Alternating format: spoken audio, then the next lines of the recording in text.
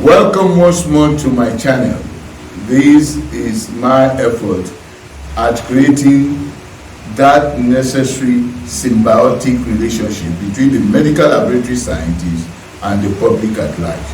This effort is symbiotic in the sense that we both gain from what I impart, the knowledge I impart, and since we accept that health is wealth and knowledge is power, we are both going to gain by having more knowledge on health matters.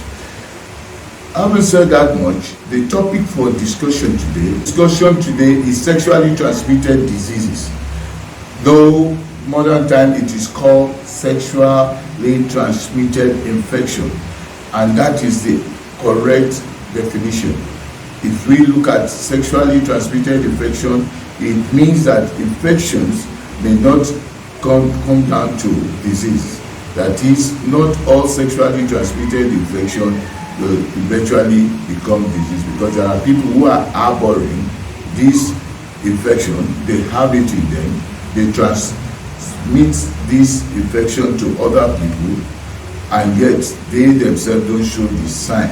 It is a very common phenomenon with women, especially when you consider Neisseria, gonorrhoeae, and other infections that are sexually transmitted. So the right name, scientific name, is sexually transmitted infection, whereas the former name of sexually transmitted diseases have been discarded because, like I said, not all sexually transmitted infection ends up as disease.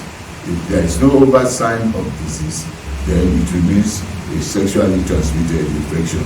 When you test that patient, you will get the infection that the patient is harboring. Having said that much, we have no unlimited number of sexually transmitted infection, but for very good categorization, the area that is first affected is the urethral. So you can see why it is classified as urethritis for almost all the venereal diseases. We call them urethritis, but there are some that are not affecting the urethra per se. They affect the surrounding organs and tissues. Those ones are called non-specific urethritis. The specific urethritis organisms are Neisseria, gonorrhoeae, Chlamydia, trachomatis, Mycoplasma, Ureaplasma, Trichomonas vaginalis, which is even a parasite and is not bacteria as such. The ones that are non-specific, you find Candida albicans, more of a fungi. You find Haemophilus, ducryi. You find spirochetes, Treponema, pallidum. These lists are ended, but since my effort today is limited to centering whatever I shall be saying on Neisseria, gonorrhoeae, we shall just pick this, and in future courses I will go on to talk about all the other sexually transmitted infections. But for now, we have the idea that the list of sexually transmitted infection, the causative organisms are headless.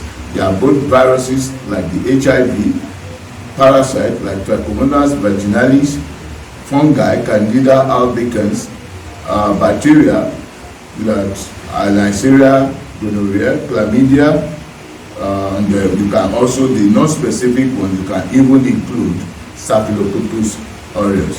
So the Neisseria, gonorrhoeae that I shall be exposing to us, I will make effort to let us understand more the laboratory diagnosis. But for the meantime, just click the like button if you like what I have been, my effort at exposing things to us. Click the like button, subscribe, so that I can always dish out more enriched facts, latest in-depth knowledge of all these diseases that will necessarily cause us ill health. But when we acquire this knowledge, we can use them in preventing the diseases. How Neisseria gonorrhea really comes to affect us, we can easily understand that is by having sexual intercourse with somebody who already has the bacteria in system.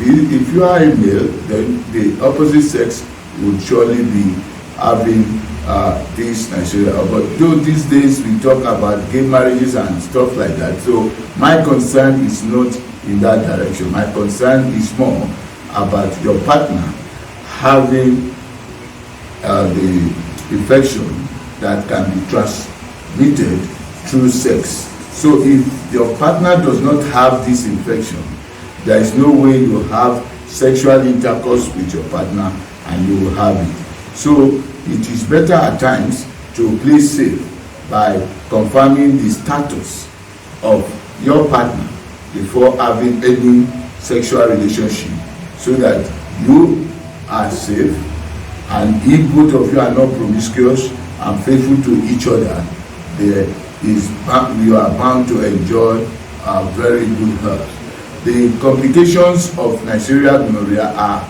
unlimited. It could even cause sterility, it could cause arthritis, but I shall come into that.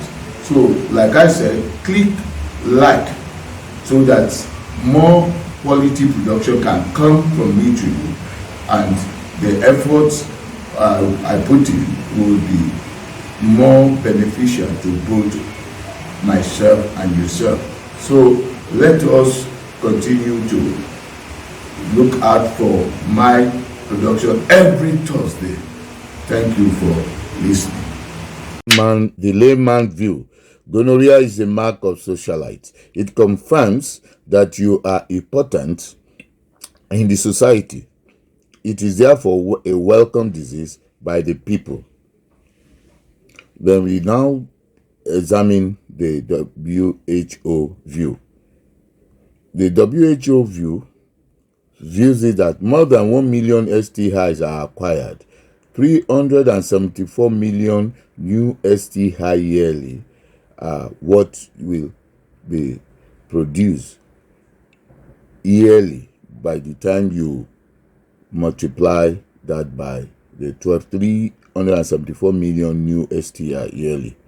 These are Chlamydia, gonorrhea. Then herpes simplex virus affect about 500 million people. The same thing, the one that causes cervical cancer, human papilloma virus, just the same. We can then go on to more views of facts about almost 1 million pregnant women are infected with syphilis in 2016, resulting in over 350 adverse birth conditions. Stillbirth and new birth babies. Still, STI impact is seen in stigmatization. Over 30 different bacteria, viruses, and parasites are transmitted through sexual contact. The viral infections are incurable. This is just a view of the laboratory diagnosis where you mainly use the microscope. Almost all STIs are diagnosed by microscope, except for viruses that you may need the electron microscope. Bacteria grow in artificial medium, and so the colonies are demonstrable within 24 hours after you must have grown the organism. Neisseria gonorrhea exudate will show as intracellular and extracellular gram-negative diplococci when you gram-stain them. This is a view of the microscope that we use in the laboratory to examine wet preps and exudate from the from the infected person. There's the microtum, the PCR machine. You can see the sensitivity pattern as it will come out sometimes. And this is a typical Neisseria gonorrhea on Martin's agar. I would like to talk more on this because it's the area that concerns the laboratory. That slideshow. The laboratory diagnosis on day 1, with the aid of a spiral wire loop, collect the penile discharge and smear it on a crispy slide. The slide will now be stained with gram stain. With the female patients, the cervical smear is collected with speculum or collect eye vaginal swab. Fix this smear with first gram stain and examine under the microscope using the objective lens times 100. They culture the specimen with trachomatis and incubate in the clandestine jar with the candle moist soap using the CO2 when covered for 24 hours. Day 2, the lab diagnosis follow the same pattern. Examine and report the discrete colony you see. Then perform oxidase test on suspicious Neisseria gonorrhoeae. Neisseria gonorrhoeae is positive for oxidase. For other biochemical tests, it is only the farnesonic glucose. So that's one of the ways of identifying it.